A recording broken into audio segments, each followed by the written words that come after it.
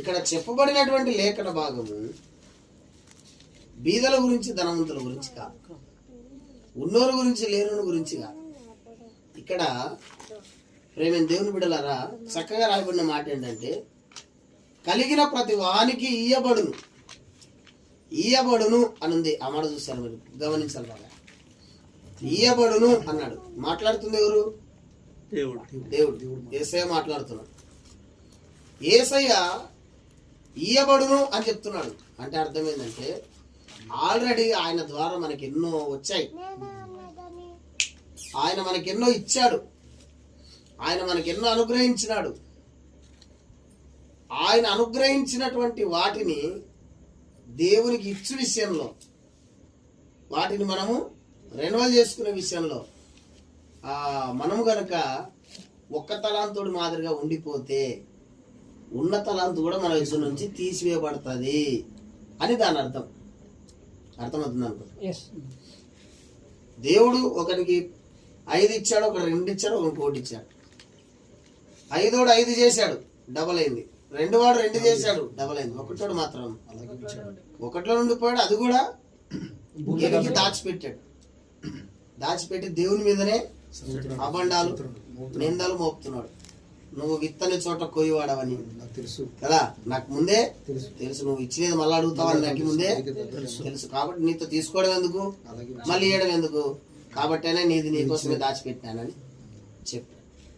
ప్రభు అన్నాడు, సరేరా నేను ఇచ్చినది ఒకవేళ నా మీద నీకు అటువంటి అభిప్రాయం ఉంటే అదే నువ్వు సావుకారింట్లో పెట్టింటే బాగుండు కదా, ఉపయోగపడేది కదా. తర్వాత నేను అతనికి వడ్డేను ఇచ్చి నా దాన్ని నేను తెచ్చుకునేవాడిని అని ఇక్కడ నమ్మకత్వాన్ని గురించి దేవుడు మాట్లాడుతున్న విషయాలు. దేవుడు మనకిచ్చిన వాటిలో మనం నమ్మకముగా ఉండి 5 తలాంతులోడు 2 అంతలు చేసినట్టు, 2 తలాంతులోడు దాన్ని 2 అంతలు చేసుకున్నట్టు మనం ఉంటే మనకు దేవుడు ఇచ్చినట్టుగా కాదు ఇంకా అనేకం ఇస్తాడు. సమృద్ధిలోనికి కాదు అధిక వృద్ధిలోనికి మన దేవుడు తీసుకొస్తాడు. ఒకవేళ మనం కనుక వాటిని ఉపయోగించుకోకుండా, వాటిని రెన్యువల్ చేసుకోకుండా, వాటిలో మనం అభివృద్ధి చెందకుండా ఉంటే ఉన్నది కూడా తీసివేయబడుతుందని దాని అర్థం. ఎప్పుడు ఇది అంటే లెక్క చూసే దినం ఒకటి ఉంది. ఆ దినాన జరుగుతుంది ఈ విషయం. లెక్క చూసే దినాన జరుగుతుంది. అందుకే కదా వాడిని తీసుకెళ్లి చీకటి కలిగిన స్థలంలో పాడేయమన్నాడు. అంటే అర్థం ఏంటి? నిత్య నరకాగ్ని గుండంలో పాడేయండి. అక్కడ నిత్య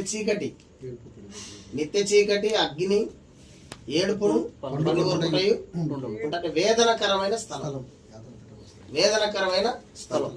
ఎందుకు దానిలోకి పంపించినాడంటే వాడు నమ్మకస్తుడు కాలేదు. దేవుడు ఇచ్చినటువంటి వాడు. దేవుడు మనకు ఎన్నో ఇచ్చినాడు. బాగా వినండి ముసలోడు గారు, దేవుడు మనకెన్నో ఇచ్చాడు. దేవుడు మనకెన్నో ఇచ్చినాడు. 1, 2 కాదు, చాలా ఇచ్చాడు దేవుడు. ఏమిచ్చాడు అని కనుక మనం బైబిల్ అడిగితే మొట్టమొదటిగా యెషయా గ్రంథము 9వ అధ్యాయం 6వ వచనంలో రాయబడింది, ఆయన కుమారుణ్ణి మనకి ఇచ్చినాడు. మొదటి పాయింట్ ఇది. బాగా మీరు రాసుకోలే, నోట్స్ తెచ్చుకోలే. యెషయా గ్రంథము 9వ అధ్యాయం 6వ వచనంలో ఏం రాయబడింది చూడండి. ఏలాయనగా మనకు శిశువు పుట్టెను, కుమారుడు అనుగ్రహింపబడెను. దేవుడు మనకిచ్చిన మొట్టమొదటి గిఫ్ట్ మన జీవితంలో, మానవుని జీవితానికి దేవుడిచ్చిన మొట్టమొదటి గిఫ్ట్ ఏంటంటే ఆయన కుమారుడే. అంతకన్నా పెద్ద గిఫ్ట్ లేదు. అది మనం వివరించాలంటే చాలా టైం పడుతుంది. కానీ ఆయన మనకు కుమారుని అనుగ్రహించినాడు. చాలా ఎంత విచిత్రం ఉంటుంది ఇది. బాగా వినండి. దేవుడు తన కుమారుణ్ణి మనకు కుమారునిగా అనుగ్రహించినాడు. వింటున్నారా? దేవుడు తన కుమారుణ్ణి మనకు కుమారుడుగా అనుగ్రహించాడు. అందుకే ఆ మాట రాయబడింది. ఎలాగనగా మనకు శిశువు పుట్టెను, కుమారుడు అనుగ్రహించబడిన. అనుగ్రహించినాడు దేవుడు. అనుగ్రహించుట అంటే ఇచ్చుట. మొట్టమొదటి బహుమానం దేవుని యొద్ద నుండి మనకు వచ్చిన మొట్టమొదటి బహుమానం ఏంటంటే ఆయన ప్రియ కుమారుడైన క్రీస్తు. యోహాను సువార్తలో ఈ మాట ఇంకొక రీతిలో రాయబడి ఉంటుంది కదా, ఆయన కుమారుణ్ణి మనకు అనుగ్రహించను. 11వ అధ్యాయము యోహాను సువార్త 11వ అధ్యాయము 6లో ఉన్నారు.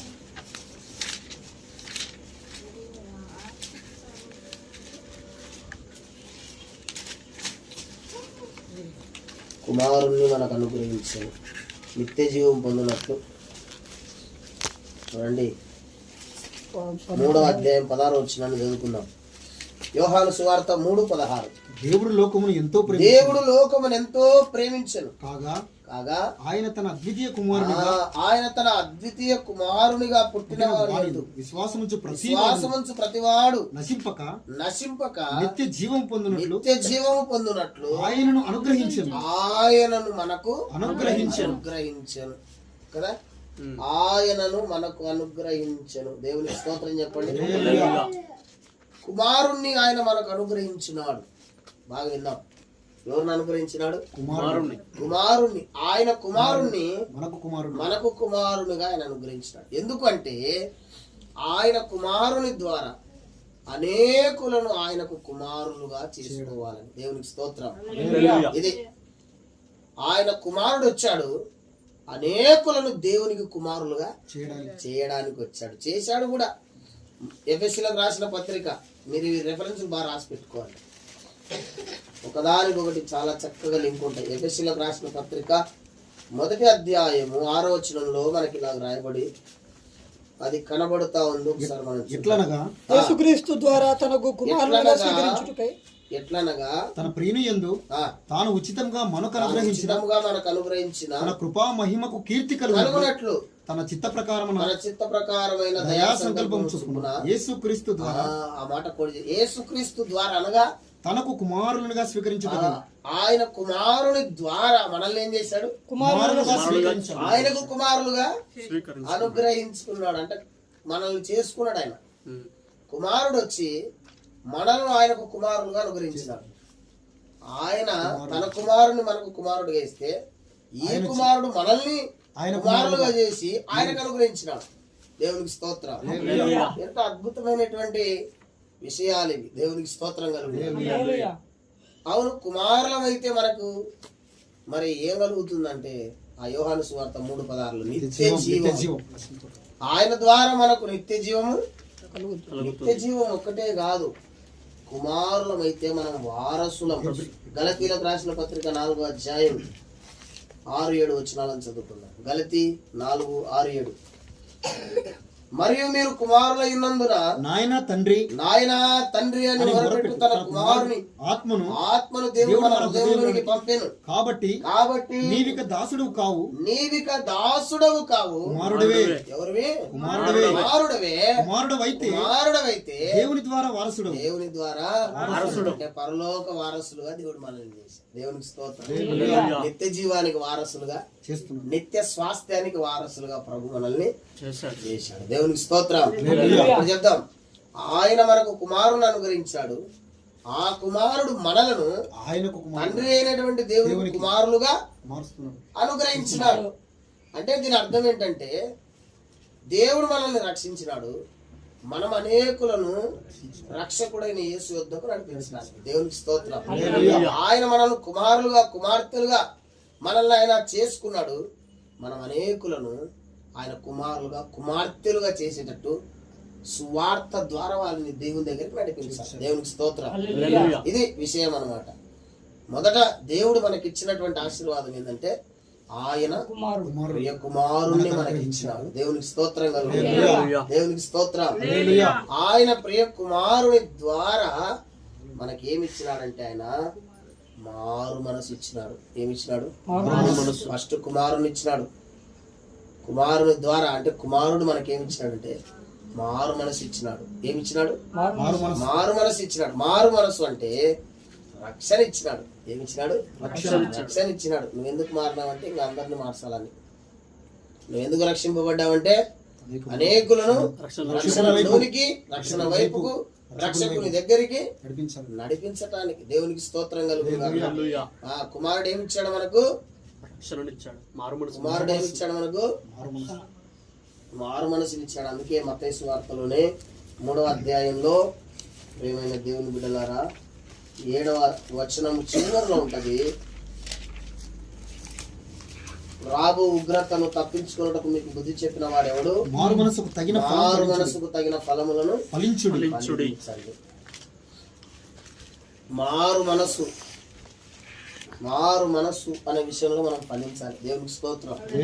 హల్లెలూయా. ఫలించుట అంటే రోజు రోజుకి అభివృద్ధి చెందడం అని అర్థం. ఏం కావడం? మారు మనస్సు అనేది నిరంతరం జరగాలి. మనకు మారు మనస్సు అనేది నిరంతరం జరగాలి. ఒక్కసారి జరిగితే కాదు, అనుదినము అనుక్షణము మనం మారుతూనే ఉండాలి. పసరు పురుగు గొంగలి పురుగుగా మారి గొంగలి పురుగు సీతకొక చిలుకైనట్టు మన బ్రతుకులు క్రీస్తు సారూప్యత వచ్చేంత వరకు కూడా ప్రతిరోజు ఏం చేయబడుతుండాలా? మార్పు చెందుతూనే ఉండాలి. దేవునికి స్తోత్రం. ప్రతిరోజు మనం మార్పు చెందాలనే ఉద్దేశంతోనే యేసు ప్రభు వారు తన జీవిత గమనములో ఆయన చేసిన మొదటి అద్భుతమే మార్పు చేశాడు. ఆయన నీళ్లను మార్చాడు. ఏం చేశాడు? నీళ్లను ద్రాక్షరసంగా మార్చినాడు. దేవునికి స్తోత్రం. మారాను మధురంగా మార్చాడు. పాపిని పరిశుద్ధునిగా మార్చాడు. చెడ్డవారిని మంచివారిగా మార్చినాడు. అది మార్పు అనేది మనకి ఎప్పుడు నిరంతర ప్రక్రియ. మార్పు చెందుతూనే ఉండాలి. కనురెప్ప పాటును మనం ఏం చేయబడతామంట? మార్పు పొందుతాం. ఏం చేయబడతాం? మార్పు అంటే మామూలుగా భౌతికంగా వచ్చేది కాదు. మార్పు అనే మాటకి బైబిల్లో ఇంకొక పరిభాష ఏంటంటే రూపాంతరము చెందుట. దేవునికి స్తోత్రం. మొదటి జన్మ మనకు రూపాన్ని ఇస్తే రెండవ జన్మ మనకు రూపాంతరతనిస్తుంది. దేవునికి స్తోత్రం. ఎంత అద్భుతమో తెలుసా? తల్లి గర్భములో నుంచి మనం పుట్టడం వల్ల ఒక రూపాన్ని సంతరించుకొని పుడతాం. యేసుక్రీస్తు అనేటువంటి రక్షకుని కడుపు నుండి మనం పుట్టడం వల్ల రూపాంతరత చెందుతాం. మనిషి స్వభావము లక్షణాలు అన్ని కూడా ఇట్ ఈస్ టోటల్లీ చేంజ్ అయిపోతాయి. మానవుడే దేవుడు అవుతాడు. దేవునికి స్తోత్రం. ఏమవుతాడు? మానవుడు దేవుడు అవుతాడు. యేసయ్య చెప్పాడు ఆ మాట, నేను మీ వంటి వాడనైతే కనుక. ఇంకొక మాట రాయబడి, మీరు దైవములని నేనే చెప్తున్నాను అన్నాడు. వేరే వాళ్ళతో తెంపనుంది. నేనే చెప్తున్నాను, మీరు దైవములు అనబడతారు, మీరు దేవుళ్ళు అవుతారు అని యేసయ్య చెప్పాడు. ఆయనకి ఎంత ఉన్నతమైన ప్రణాళిక మన ఇళ్ళలో ఉందో మనం గమనించాలి. చెబుదాం. మొదట దేవుడు మనకి ఏమి ఇచ్చినాడు? ఆయన కుమారుని ఇచ్చినాడు. కుమారుడు ద్వారా ఏమి ఇచ్చినాడు? మారు మనసు, రక్షణ ఇచ్చినాడు. మారు మనసు అంటే పాప క్షమాపణ. ఏమని అర్థం? రక్షణ అంటే అర్థం ఏంటి? పాప క్షమాపణ విషయంలో మనం ఫలించాలి. మారు మనసు విషయంలో మనం ఫలించాలంటే మనము పొందినటువంటి పాప క్షమాపణ అనేకులు పొందేటట్లుగా మనము మన జీవితాన్ని మలచుకోవాలి. ఆ విషయంలో మనం ఫలించాలి. ఏం చేయబడాలి? ఫలించాలి.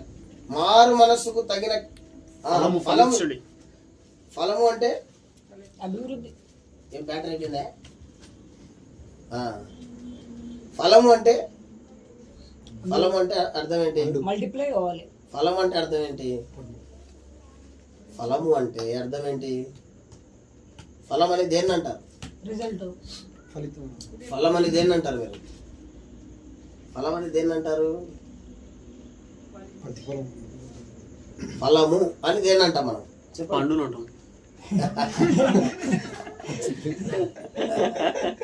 ఆయన తెలిసిన బాధ చెప్పాను. ఫలము అంటే అర్థం ఏంటంటే ఏమి? మన లక్షణాలు అని అర్థం. ఫలం అంటే అర్థం ఏంటి? ఫలము అంటే మనము చూపించే లక్షణాలు, గుణగణాలు, వాటినే ఫలములు అంటాం. భక్తి చేస్తున్నందుకు మనకు వచ్చినటువంటి ఫలములు ఇవి అని చెప్తాం కదా మనం. అది ఫలము అంటే మన గుణగణాలు. అదే రూపాంతరత అంటే. గుణగణాలు చేంజ్ అవుతాయి. మనిషి అలాగే ఉంటాడు, కానీ వాడి స్వభావం, క్రియలు, నడవడిక, ప్రవర్తన టోటలీ చేంజ్ అవుతాయి. మానవుడిగా ఆదాములాగా ఆలోచించేవాడు కడపటి ఆదామైన యేసయ్యలాగా మారిపోతాడు అన్నమాట. రూపాంతరం చెందడం దేవునికి స్తోత్రం. నాశనములో నుండి జీవములోనికి దాడుతాడు. రోజుకి ఆ అనుభవాల్లోనికి వస్తూ ఉంటాడు అనమాట. దేవునికి స్తోత్రం. మారు మనసుకు తగిన ఫలములని రక్షణ ఇచ్చాడు ఆయన. ఆయన కుమారుని ద్వారా మనకు రక్షణను తెచ్చిపెట్టినాడు. దేవునికి స్తోత్రం కలుగును. రక్షణ మాత్రమే కాదు దేవుడు మనకు తెచ్చింది. అవును, ఇక్కడ 2 విషయాలు, నేను ప్రాముఖ్యంగా 3 విషయాలు చెప్తాను. రక్షణ పొందినటువంటి మనకు ఉండవలసిన ప్రధానమైన ఫలములు ఏమిటి? రక్షణ పొందిన మనకు ఆడేమంటున్నాడు? మారు మనసుకు తగిన రక్షణకు తగిన ఫలం ఫలించండి అంటున్నాడు. ఏంటి ఆ ఫలం అంటే, రక్షణ పొందిన వాడు ఫలించే మొట్టమొదటి ఫలం ప్రార్థనా జీవితం. ఏంటది? ప్రార్థనా జీవితం లేకుండా నేను మారు మనసు పొందినానని చెప్పుకోవడం అబద్ధం. అది కపటోపాయం, వేషధారణ అనమంటారు. ఖచ్చితంగా నువ్వు మారు మనసు పొందింటే, నువ్వు రక్షణ పొందింటే నీలో కనిపించే మొదటి ఫలం ఏంటంటే ప్రార్థన అనే ఫలం అని కనబడుతుంది. ప్రార్థన చేస్తావు ఖచ్చితంగా. మారు మనసు పొందినోడు, రక్షణ పొందినోడు ప్రార్థన చేస్తాడు. ప్రార్థన ఎలా చేస్తాడు, ఎందుకు చేస్తాడు, ఎవరి కొరకు చేస్తాడు అనేది మన పెద్ద స్వరం. మళ్ళీ అది కూడా కదా, దాంట్లోకి మనం ఏం పోతుంది. ఒకటి ప్రార్థన, ఓకే, మారు మనసుకు తగిన ఫలములు అని పెట్టుకొని ఒకటి ప్రార్థన. రెండవది వాక్య ధ్యానం. వాక్యాన్ని చదువుతాడు ప్రతిరోజు. మారు మనసు పొందినోడు ఏం చేస్తాడు? ఖచ్చితంగా దేవుని వాక్యాన్ని చదువుతాడు. మూడవది ఏంటంటే ప్రతిరోజు దేవుని స్తుతిస్తాడు. ప్రతిరోజు దేవుని స్తుతిస్తాడు, ఘనపరుస్తాడు. ఈ 3 నీలో ఎప్పుడు కనబడుతుండాలా, అవి రెట్టింపు అవుతుండాలి. ప్రార్థనలను ఎక్కువ అభివృద్ధి చెందుతుండాలి. వాక్య ధ్యానములను అభివృద్ధి చెందుతుండాలి. ప్రభువును స్తుతించి ఆరాధించి ఆయన నామాన్ని మహిమపరిచి కీర్తించే విషయంలో కూడా నేను అభివృద్ధి చెందుతుండాలి. దేవునికి స్తోత్రం. ఇవి కొమ్మకు కాసిన పండ్లు. మారు మనసు అనే చెట్టుకు కాసిన ఇంకా చాలా ఉన్నాయి. కొన్ని చెప్పాయి. ఇది ఒక కొమ్మ అనుకోండి అంతే. చాలా కొమ్మలు ఉంటాయి చెట్టుకి. ఆ కొమ్మలో కొన్ని ఫలములు మనం చూసాం అంతే. దేవునికి స్తోత్రం కలుగును. ఇంకా మళ్ళా దీనిలో నుంచి కూడా ఇంకా కొన్ని ఫలాలు మళ్ళా కొన్ని చిన్న బ్రాంచెస్ వస్తాయి. దేవునికి స్తోత్రం కలుగును. బైబిల్ మనం చాలా జాగ్రత్తగా గమనిస్తే రక్షణ పొందిన తర్వాత అపోస్తల కార్యాలు మొదటి సంఘం ప్రారంభమైనప్పుడు వాళ్ళు అనుదినము తప్పక కూడుకొనుచు ప్రార్థన చేస్తున్నారు. ప్రభు సన్నిధి అంటే రొట్టె, ఆదివారం వాక్యం వింటున్నారు, ప్రార్థన చేస్తున్నారు, వాక్యం వింటున్నారు. చెరసాలలోనైనా ప్రభువును స్తుతించున్నారు. 3 అనుభవాలు పర్టికులర్ గా మనకు కనపడతాయి. అపోస్తలు అంటారు, మేము ప్రార్థన చేసుకోకుండా, వాక్యం చదువుకోకుండా ఆహారం పంచిపెట్టడం యుక్తం కాదు అన్నారు లేదా? ప్రార్థన యందును వాక్యం అందును ఎడతెగక ఉండాలి. కాబట్టి ఆ పని కొరకు మీరు కొంతమందిని నియమించుకోండి అన్నారు. దేవుని పిల్లలు ఖచ్చితంగా మారు మనసుకు తగిన ఫలములు ఫలించే విషయంలో ప్రార్థనలో మనం ఫలించాలి. దేవుని వాక్యాన్ని ధ్యానించడంలో, చదవడంలో, వినడంలో ఫలించాలి. దేవుని స్తుతించి ఆరాధించి ఆయన నామాన్ని మహిమపరచడంలో ఫలించాలి. దేవునికి స్తోత్రం. ఆయన మనకు కుమారుని అనుగ్రహించెను. ఆయన ఆ కుమారుని ద్వారా మనకు రక్షణ, మారు మనసును అనుగ్రహించను. మారు మనసుకు తగిన ఫలముల్లో 3 ప్రధానమైనవి. ఒకటి ప్రార్థన, వాక్య ధ్యానం, మూడవది స్తుతి ఆరాధన అని పెట్టుకున్నాం. ఈ 3 రెగ్యులర్ గా ఉన్నవాడే మారు మనసుకు తగిన ఫలములు ఫలిస్తున్నాడు అని అర్థం. దేవునికి స్తోత్రం. ఇప్పుడు ఇంకోటి, ఆయన కుమారుని ద్వారా మనకు ఆత్మ అనుగ్రహించబడింది. ఏమనుగ్రహించబడింది?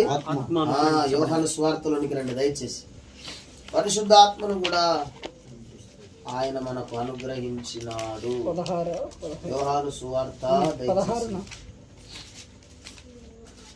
దయచేసి యోహాను సువార్త 14వ అధ్యాయము 14 16వ వచనాన్ని చదువుకున్నాం. 14 14 చదువుకున్నాం. మొదట నేను తండ్రిని వేడుకొందును, నేను తండ్రిని వేడుకొందును, మీ యొద్ద ఎల్లప్పుడూ నుండుటకై, మీ యొద్ద ఎల్లప్పుడు ఉండుటకై, ఆయన వేరొక ఆదరణకర్తను, ఆయన వేరొక ఆదరణకర్తను, అనగా సత్యస్వరూపియగు ఆత్మను స్వరూపియగు ఆత్మను మీకు అనుగ్రహించును. నీకు అనుగ్రహించును త్రూ నా ద్వారా. ఎస్ కదా, నేను వేడుకుంటాను, తండ్రి తండ్రి పంపిస్తాడు మీ దగ్గరికి. సత్యస్వరూపియగు ఆత్మను మీకు అనుగ్రహిస్తాడు. అనుగ్రహించడం అంటే ఇస్తాడు. ఇవ్వడమే. రెండో, ఆయన మొదట మనకు కుమారుని ఇచ్చాడు, కుమారుని ద్వారా రక్షణనిచ్చాడు, మారు మనసు ఇచ్చాడు. ఇప్పుడేమో పరిశుద్ధాత్మను ఇస్తున్నాడు. దేవునికి స్తోత్రం. హల్లెలూయా. అందుకే అడిగే ప్రతి వానికి ఆయన ఎవరిని గద్దింపక ధారాళము అందరికి ఆత్మను ఇచ్చేవాడు. ఆత్మనిచ్చే దేవుడు ఆయన. దేవునికి స్తోత్రం. హల్లెలూయా. ఆత్మనిచ్చే దేవుడు ఆయన. అది కూడా ఏమన్నాడంటే నా నామమునే పంపిస్తాను. 25-26 వచనాలు. నేను మీ యొద్ద ఉండగానే ఈ మాటలు మీతో చెప్పి తిని ఆదరణకర్త అనగా తండ్రి నా నామమున పంపబో పరిశుద్ధాత్మ సమస్తమును మీకు బోధించి నేను మీతో చెప్పిన సంగతులన్నిటిని జ్ఞాపకము చేయును. నా నామమున వస్తాడు ఆయన కూడా. నన్ను ప్రభు అంటున్నారు కదా, ఆ ప్రభువే ఆత్మ అన్నాడా కదా, ప్రభువే ఆత్మ. కొరింథీ పత్రికలో రాయబడింది ప్రభువే ఆత్మ. అందుకే నా నామమునే వస్తాడు, వేరే నామమే లేదుగా. నా నామమున రావాల్సిందే. అంత విలువైన నామం యేసునామం. దేవునికి స్తోత్రం. నా నామమునే నేను పంపిస్తా, వేరే నామం కాదు. మీరు కూడా నా నామం అందు విశ్వాసం ఉంచితేనే రక్షింపబడతారు. నా నామముననే మీరు దయా నిలబడతారు. నా నామముననే మీరు అద్భుతాలు చేస్తారు, ఆశ్చర్యకార్యాలు చేస్తారు. మీ నామం పెట్టుకొని చేస్తే అంతే సంగతి. నా నామం పెట్టుకొని చేయాల. నా నామముననే మీరు చేయగలుగుతారు. దేవునికి స్తోత్రం కలుగును గాక. ఆయన ఆత్మను అనుగ్రహించినాడు. ఏమనుగ్రహించినాడు? ఆత్మలో వర్ధిల్లాలి. గాయతో చెప్తున్నాడు కదా, ప్రియుడాను ఆత్మలో వర్ధిల్లుచున్న ప్రకారం అన్ని విషయంలో వర్ధిల్లుచు సౌఖ్యముగా ఉండవాలని నీ కొరకు నేను ప్రార్థన చేయించున్నాను. తప్పకుండా పరిశుద్ధాత్మలు మనం ఎప్పుడు రెన్యువల్ అవుతుండాలన్నమాట. దేవునికి స్తోత్రం. ఆత్మలు అభివృద్ధి చెందుతుండాల. ఆత్మలు బాగా అభివృద్ధి చెందుతా ఉండాల. ఆత్మాభిషేకం పొందే విషయంలో మనం బాగా రెన్యువల్ కావాలి. దావీదు భక్తుడు అంత గొప్పడు కావడానికి గల కారణం ఏంటంటే, దావీదును 5 సార్లు అభిషేకించినట్టు బైబిల్లో ఉంది. 5 times రాజుగా అభిషేకించిన ప్రతిసారి దేవుని ఆత్మ బలముగా అతని మీదకి దిగివచ్చింది. పరిశుద్ధాత్మను అనుభవించిన ప్రతిసారి ఒక కొత్త ఆత్మని నలుముకుంటారు. కొత్త తైలముతో దేవుని అంటుతాడు, అభిషేకిస్తాడు. కొత్త కొత్త అనుభవాలు వస్తాయి, కొత్త కొత్త మార్పు నీలో జరుగుతుంది. Please don't neglect the spirit. పరిశుద్ధాత్మని ఎవరు నిర్లక్ష్యం చేయొద్దు. పరిశుద్ధాత్మ కొరకు ప్రార్థన చేయాలి. నాకు ఈ ప్రభావాన్ని ప్రార్థన చేయాలి. అంత మాత్రమే కాదు, ముందు వారంగా కట్టిన వారు ఒకసారి నరేంద్ర వాక్యం దేవుని ఆత్మ అలాగే ప్రవక్తల మీద పనిచేసిన ఆత్మను కూడా మనం అడగాలి. ఎందుకంటే పరిచర్య చేసే టైంలో మనకంటూ ఒక గురి, ఒక గమ్యం ఉండాలి. పాతకాలపు ప్రవక్తలు చేసినటువంటి ఆ పరిచర్యను మనం కూడా చేయాలి. అప్పుడు దానికి విలువ ఉంటుంది, బహుమానం ఉంటుంది. ఆత్మను ముందుకుని ఎటబడతటి సేవ చేస్తానంటే గురులేని పరిచర్యకు బహుమతులు ఉండవు. అందుకే పౌరుడు నేను గురి యొద్దకే పరిగెత్తుతున్నాను కానీ గురి చూడని వాని వల్ల నేను పరిగెత్తలేదు. బహుమానము పొందవలను కదా, బహుమానము పొందవలను. నేను గురి యొద్దకే పరిగెత్తుచున్నాను. గురి కలిగిన పరిచర్య వెరీ ఇంపార్టెంట్. ఆత్మాభిషేకం అడగాలి. ప్రవక్తల మీద ఉన్న ఆత్మాభిషేకం కూడా మనం అడగాలి, పొందుకోవాలి వాటిని. దేవునికి స్తోత్రం. మళ్ళీ చెప్దాం, ఆయన కుమారుని అనుగ్రహించినాడు, కుమారునితో రక్షణ మనకి ఇచ్చినాడు.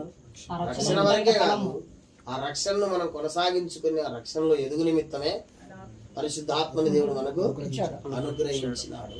ప్రేమైన దేవుని బిడ్డలారా, ఆ ఆత్మ మనకి ఏమనుగ్రహిస్తున్నాడంటే ఆత్మ ఫలం అనుగ్రహిస్తున్నాడు. గలతీలకు రాసిన పత్రిక, గలతీ రాసిన పత్రిక 5వ అధ్యాయం 22వ వచనాన్ని చదువుతున్నాం. గలతీ 5:22. ఆత్మఫలం ఏమనగా ప్రేమ, ఆత్మఫలం ఏమనగా ప్రేమ ప్రేమ, సంతోషం, సంతోషం, సమాధానం, సమాధానం, దీర్ఘశాంతము, దీర్ఘశాంతం, దయాళుత్వం, దయాళుత్వం, మంచితనము, మంచితనం, విశ్వాసము, విశ్వాసం, సాత్వికము, సాత్వికం, ఆశా నిగ్రహం. ఆశా నిగ్రహము. ఇవి పరిశుద్ధాత్మని ద్వారా మనకు దొరుకుతున్న పరిశుద్ధాత్మ దేవుడు మనకు అనుగ్రహిస్తున్నటువంటి ఫలమే. ఫలమే ఫలము. ఇవి లేనోడు కూడా భక్తుడు కాదు. ఒకప్పుడు ఇవన్నీ లేవు మనకి. ఒకప్పుడు ఇవన్నీ లేవు మనకి. మనం ప్రేమ లేదు, సంతోషం లేదు, సమాధానం లేదు, దీర్ఘశాంతం లేదు, దయాళుత్వం లేదు, మంచితనం లేదు, విశ్వాసం లేదు, సాత్వికం లేదు, ఆశా నిగ్రహం లేదు. ఏం లేదు, పాపం తప్ప, దేవునికి విరోధమైన క్రియలు తప్ప మనకు ఇవన్నీ లేనే లేవు. పరిశుద్ధాత్మ దేవుని ద్వారా మనకు అనుగ్రహించబడినవే ఈ ఆత్మ ఫలము. అయితే వీటన్నిటిలో మనము ఐశ్వర్యవంతులం కావాలి. దేవునికి స్తోత్రం. హల్లెలూయా. ప్రేమలో వర్ధిల్లాలి, సంతోషం, సమాధానం, దీర్ఘశాంతం, దయాళుత్వం, మంచితనం, విశ్వాసం, సాత్వికము, ఆశా నిగ్రహం. ఈ 9 విషయాల్లో మనం ఫలించాలి. 9 విషయాల్లో మనం ఫలించాలి. ఆత్మ ఫలములో మనం నిలిచి ఉండాలా, వాటిని అనుభవించాలా. దేవునికి స్తోత్రం కలుగును. హల్లెలూయా. కొరింథీ సంఘస్థులు అన్ని విషయాల్లో వారు బాగానే ఉన్నారు, కానీ ప్రేమ లేదు వాళ్ళకి. కృపావరాలు ఉన్నాయి కానీ ప్రేమ అనే ఫలము ఫలంలో ఒకతనం లేదు. అందుకే చెప్పుకొస్తున్నారు, ప్రేమ లేకపోతే మీరు ఎంత చేసినా వేస్ట్. మీరు ఎంత చేసినా వేస్ట్. మెయిన్ ఇంపార్టెంట్ ఇవి 3 విశ్వాసము, నిరీక్షణ, ప్రేమ. వీటిలో కూడా శ్రేష్టమైనది ప్రేమనే. ఇంకా ఈ పక్క వినయ్ అంటే బైబుల్ అంతా కూడా నిన్ను వల్ల నీ పొరుగు అని స్తోత్రం. అంతే, దాంట్లోనే నిక్షిప్తం చేశాడు దేవుడు. మొత్తం విడిచిపెట్టాడు వాళ్ళు. ప్రేమ లేకపోతే ఇంకా అన్ని వ్యర్థమే. అందుకే మనం ప్రేమలో వృద్ధి చెందాలి. దేవునికి స్తోత్రం. అందుకే ప్రకటనా గ్రంథంలో మొదటి సంఘాన్ని హెచ్చరిస్తే ఏమంటాడు, నీ మొదటి ప్రేమను అంటే ప్రేమలో దేవుని బిడ్డలారా లోతులు ఉంటుంది. ప్రేమలో లోతు ఉంటుంది. కొంతమంది ప్రేమిస్తారు కనబడినప్పుడు పలకరించే ప్రేమ, కనబడినప్పుడు బాగున్నా ఓకే.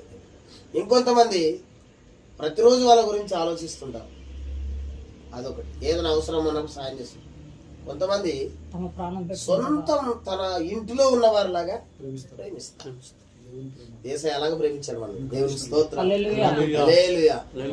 యేసయ్య ప్రేమలో ఉన్న లోతు, ఎత్తు, పొడవు, వెడల్పు మనం కొలవలేనిది. కాబట్టి మనము ఆత్మ ద్వారా మనకు అనుగ్రహించబడినటువంటి ఆత్మ ఫలములో ఫలించాలి. రెండవది కృపావరములలో కూడా మనం ఫలించాలి. ఆయన ఆత్మ ద్వారా ఫలం అనుగ్రహించినాడు. మరలా ఆత్మ ద్వారానే కృపా వరములను కూడా మనకు అనుగ్రహించినాడు. ఎందుకు అనుగ్రహించినాడు? వాటిని రెట్టింపు చేయాలని. ఎందుకు ఇచ్చినాడు తలంతులోనికి? రెట్టింపు చేయాలి. ప్రేమలో నువ్వు రెట్టింపు కావాలి. ప్రేమలో రెట్టింపు కావాలి, నువ్వు సమాధానంలో రెట్టింపు కావాలి, సంతోషంలో రెట్టింపు కావాలి. ఈ 9 విషయాల్లో మనం రెట్టింపు కావాలి. Double double double double. ప్రేమ అనే ఒక అంశం తీసుకుంటే దానికి సంబంధించిన విషయాలు చాలా ఉన్నాయి. ప్రేమ త్వరగా కోపడదు, ప్రేమ డాంబికంగా మాట్లాడదు, ప్రేమలో చీకటి ఉండదు, ప్రేమలో మత్సరం ఉండదు కదా. ప్రేమ దోషములన్నిటినీ కప్పుతుంది, కప్పుతుంది. చాలా మంది ఇప్పుతుంటారు, ప్రేమ ఉందని చెప్తారు కానీ అన్ని ఇప్పుతుంటారు. అది వేస్ట్ ప్రేమ. ప్రేమ ఏం చేస్తుంది అంటే ముందన్నిటిని ఎంత ఎక్సలెంట్ వర్డ్. నిజంగా యేసయ్య మన దోషములన్నీ కప్పేసాడు ప్రేమతో. ఇప్పితే ఎవడు ప్రభు నీ ఎదుట నిలిచేదన్నాడు భక్తుడు. నువ్వు చూచినలా కనిపెట్టి చూసే నీ ఎదుట యోగ్యుడు ఎవడు ప్రభు, కప్పి క్షమించావని. దేవుని స్తోత్రం. సహోదరులమైన మనము, సంఘ బిడ్డలమైన మనము, సహోదరుని యొక్క బలహీనతలను మనం కప్పే వాళ్ళం కావాలి కానీ ప్రేమతో ఇప్పే వాళ్ళం కాకూడదు. కప్పుట దేవుని పని, విప్పుట సైతాను. అదొక్కటి మనం గుర్తుపెట్టుకోవాలి. దేవునికి స్తోత్రం. కాబట్టి ఆత్మ ఫలంలో తర్వాత కృపావరంలో మనం బాగా ఫలించాలి. దేవునికి స్తోత్రం. చివరి మాట ఒకటి చెప్తున్నాను, దర్శనంలో కూడా మనం ఫలించాలి. ఆయన మనకేం అనుగ్రహించినాడంటే అరుణోదయ దర్శనం ఇచ్చినాడు. దేవునికి స్తోత్రం. ఏమి ఇచ్చినాడు? ఇవి బాగా మనం జ్ఞాపకం పెట్టుకోవాల్సింది. నిత్యము మన మదిలో మెదులుతుండాల్సినవి ఇవే. ఒకటి ఏంటి? ఆయన కుమారుడైన క్రీస్తు. ఎప్పుడు ఆయన మన నోట్లో నామస్మరణ జరుగుతున్నది. ప్రభువును మర్చిపోయిన క్షణం మన జీవితంలో ఉండకూడదు. యేసన్న గారు పాట రాశారు కదా కదా, ఎంత మంచి పాట. ఒక్క క్షణము నిన్ను విడిచిపెడితే అసలుకి నిన్ను మర్చిపోయిన దినం అన్నదే ఒక నాకు జ్ఞాపకం వస్తేనే నేనేమైపోతాను కదా. ఊహించలేను అన్నాడు. ఊహించలేను నీ కృపలేని క్షణాన్ని ఊహించలేను ప్రభు అన్నాడు. అంతగా డీప్గా దేవునిలో మనం వెళ్ళిపోవాలి. దేవునికి స్తోత్రం కలుగుతుంది. రెండవది, ఆయన ఇచ్చిన రక్షణను మనం నిర్లక్ష్యం చేసుకోకుండా జాగ్రత్తగా దానికి విలువనిచ్చి దాన్ని కాపాడుకుంటూ మారు మనసుకు తగిన ఫలములను మనం ఫలిస్తూ అనుభవిస్తూ రావాలి. తర్వాత దేవుడు మనకేమనుగ్రహించినాడు చెప్పండి? రక్షణ తర్వాత ఏమనుగ్రహించినాడు? ఆత్మని ఇచ్చినాడు. ఆయన పరిశుద్ధాత్మను దేవుడు మనకి ఎందుకు ఇచ్చినాడంటే, ప్రియమైన దేవుని బిడ్డలారా, మనము ఒకటి ఆత్మ బాప్తిసము జరగాలి, రెండోది ఆత్మాభిషేకం కూడా. ఆత్మ బాప్తిసం మనలో జరగడం వలన పరిశుద్ధాత్మ దేవుడు మనలోనికి వచ్చి మనలను నడిపిస్తాడు, గైడ్ చేస్తాడు. ఏం చేస్తాడు? గైడ్ చేస్తాడు. ఆత్మని మిమ్మల్ని నడిపించడం అన్నట్టు చూసినావా? హృదయంలో ఉండి ఆయన మనల్ని గైడ్ చేసి నడిపిస్తాడు. అభిషేకం ఎందుకు అవసరం అంటే, ఆయన కొరకు మనం గొప్ప కార్యాలు చేయడానికి, శక్తికి మించిన, మన శక్తికి మించిన, దేవుని శక్తికి మించినట్టు, దేవుని శక్తికి మించినట్టు లేవు. మన శక్తికి మించిన కార్యాలు మనం సాధ్యం చేసి దేవుని నామాన్ని కనపరచటానికి ఆయన మనకు పరిశుద్ధాత్మను అంత మాత్రమే కాదు, ఆత్మ ద్వారానే ఆయన మనకు అన్ని భాషలను కూడా అనుగ్రహించాడు కదా.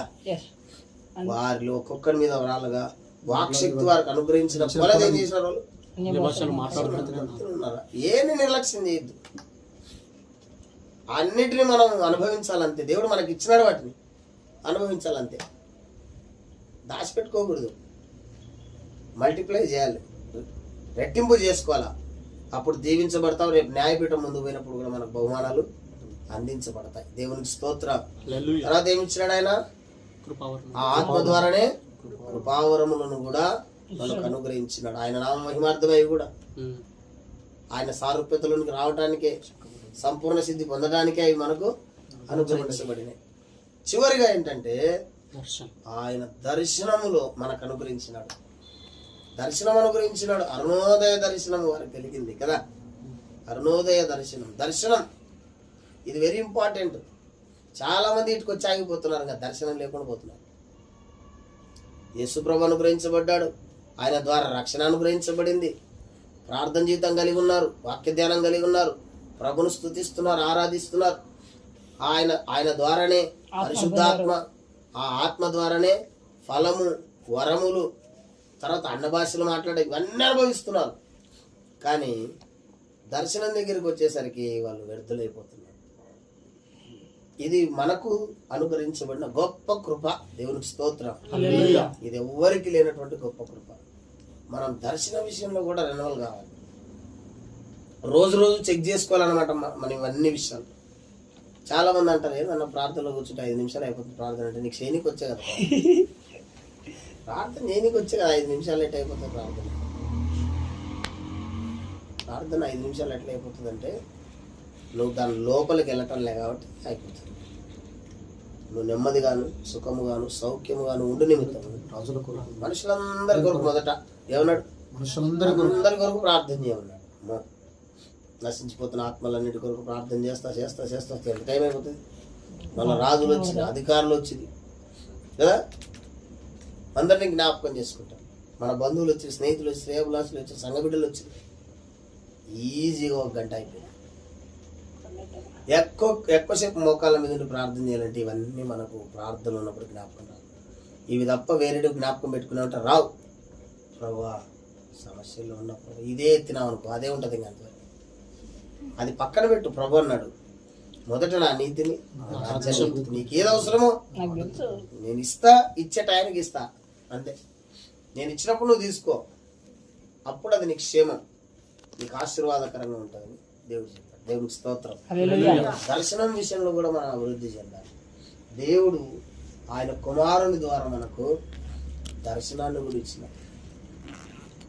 మనుషులు రక్షణ పొందాలి. రక్షణ పొందిన అందరూ కూడా అపోస్తలిక బోధలోనికి రావాలి. సంపూర్ణ సిద్ధిలోనికి రావాలి. సంపూర్ణంగా చేయబడి ఆయన ఎదుట నిలవబడాలి. ఈ గొప్ప కృపను దేవుడు మనకి ఇచ్చినాడు. వీటిని మనం ఏం చేస్తున్నాం? ఆయన ఇచ్చినాడు, దాన్ని డబల్ చేస్తున్నామా లేదా? ఇది మనం గమనించుకోవాల్సిన విషయం. ఒకవేళ వీటిలో మనము రెన్యువల్ కాకపోతే, వీటిలో మనం గనక డెవలప్మెంట్ కాకపోతే, అభివృద్ధి చెందకపోతే, ఆ ఒక్క తలంతో గతే మనకు కూడా పడుతుంది. ఇది ఎండింగ్ పాయింట్. ఉన్నవన్నీ కూడా ఎప్పుడైతే మనం వాటి కొరకు ఆలోచన లేకుండా, గ్రహింపు లేకుండా నడుస్తామో, రోజు రోజుకు మనకు భక్తి కూడా తగ్గిపోతుంది, ప్రార్థన తగ్గిపోతుంది, వాక్యం తగ్గిపోతుంది, దేవుని మీద ఉన్న ఆశ, ప్రేమ అన్నీ పోతాయి. కన్నా కంప్లీట్ వెళ్ళిపోతుంది. ఇంకా లోకస్తులు ఎట్లా బతుకుతారో నువ్వు అట్లా బతుకుతావు అంతే. వాళ్ళేం తిన్నావా, పడుకున్నావా, తెల్లారిందంటే ఇంక నీది కూడా అట్లాంటిది పరిస్థితి. బైబిల్ చదువుదాం అనిపించదు, వాక్యం చదువుదాం అనిపించదు, ప్రార్థన చేద్దాం అనిపించదు, ఒక పాట నేర్చుకుందాం అనిపించదు, ఒకరికి సత్యమును గురించి చెప్పాలి అనిపించదు. ఇంకేం ఉండదు. కంట రోజు రోజుకి డీలా పడిపోతుంది. ఇంకా వాడే రక్షింపబడ్డం కష్టం. నీతిమంతుడే రక్షింపబడటం దుర్లభమైతే ఇక్కడ పాపి, అనీతిమంతుడు ఎక్కడ నిలబడతాడు? తీర్పు దేవుని ఇంటి వద్దనే ప్రారంభమగు కాలం వచ్చుతున్నది. కాబట్టి ఈ విషయాన్ని మనం గమనించాలి. వీటిలో రెన్యువల్ అయ్యే వాళ్ళకి దేవుడు ఇంకా సమృద్ధిగా ఇస్తాడు. కలిగి ఉన్న వానికి ఇవ్వండి, వాడు ఇంకా అభివృద్ధి పొందుతాడు. లేని వానికి వాని వద్ద ఉండేది కూడా ఎందుకు వేస్ట్ చేసావు, అది తీసి దేవుడు మూలకి ఇస్తాడు, వాడు వాడుకుంటాడు. మనమేమనుకుంటామంటే ఇంకా నేను తప్ప దేవునికి ఎవరు లేరేమో అన్నట్టు అనుకుంటాం మనం. అట్లే ఉండదు. కొద్ది రోజులు చూస్తాడు ఆయన, చూసి ఒక ఇట్లా నీ సంగతి అని నీ దగ్గర ఉన్న తలాంతు తీసి ఎవరు కోరికిస్తాడు, వాళ్ళు అభివృద్ధి చెందుతారు. అట్లా దేవుడు ఎవరైనా వాడుకుంటాడు. కాబట్టి అట్లాంటిది మనకొద్దు. మనం ఒక్క తలాంతోనే టార్గెట్ చేయొద్దు. నన్ను అడిగితే 2 తలాంతులను టార్గెట్ చేయొద్దు. 5కి 5 చేసిన 10 దశమ భాగం మనకి 10 మీదనే నిలబడాలి మనం. 10 ప్రభు 10కి 10 మార్కులు, 10 మార్కులు, 100 నేను ఫలించాలి. 100 అదనమాట. 100 100 నేను ఫలించాలి ప్రభు.